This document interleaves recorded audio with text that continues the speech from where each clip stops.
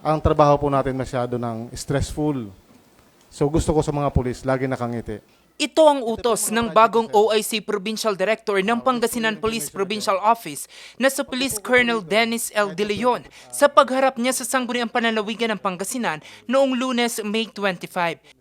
Sa kanyang pag-upo, binigyang diin ito ang pagkakaroon ng respeto ng mga pulis. Ang mga pulis daw ay isang public servant, kaya't nararapat na maserbisyohan ang lahat ng individual, anuman ang estado sa buhay. Pag may complainant po tayo, huwag nang pinapabalik-balik sa police station. Kasi ang kawawa po dyan, yung mga wala nang ang pamasahe, sasabihin pa ng investigador, mamaya na, may ginagawa pa ako eh. Tapusin ko muna to. Eh mamaya yung complainant natin ay nangutang na ng pamasahe, wala na, di pa nga nag-almusal, di pa na nanghalian, pababalikin pa hanggang kinabukasan. So instead na makatulong sa taong bayan, hindi nakakatulong ang pulis kapag ganyan ang gawin natin. So kailangan baguhin natin ang sistema.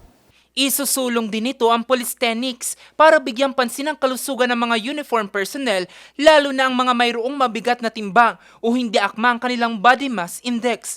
Mariinding ipagbabawal ang pag-iinom ng alak sa loob ng mga police station. Dapat nafe-feel ng taong bayan ang presence ng pulis sa pamamagitan ng pakikipag-usap sa kalsada. Tanging hamon na lamang sa kanya ng pamahalang panlalawigan ng Pangasinan ang paglaban sa krimen at matiyak ang kaligtasan ng bawat Pangasinense. The number of reported index crimes have have to be decreasing for the past 2 years, ano ho. Pero yun nga, gusto ko lang tanungin, how will you contribute during your stay as the PD of the province of Pangasinan? Paano ho ninyo plano na pagandahin palalo o pababain ang numero ng crimes dito sa ating probinsya? Dapat pinapagiting po natin yung katulad ng binanggit ko kanina, may barangay ugnayan po. Binibigyan natin sila ng indoctrination na kung saan para malaman nila kung anong ibig sabihin ng makulong. Sa ngayon, nakipag-ugnayan na ang bagong OIC Provincial Director ng Pangasinan PPO kay Governor Ramon Monmon Gico III para matiyak ang seguridad at kapayapaan sa probinsya.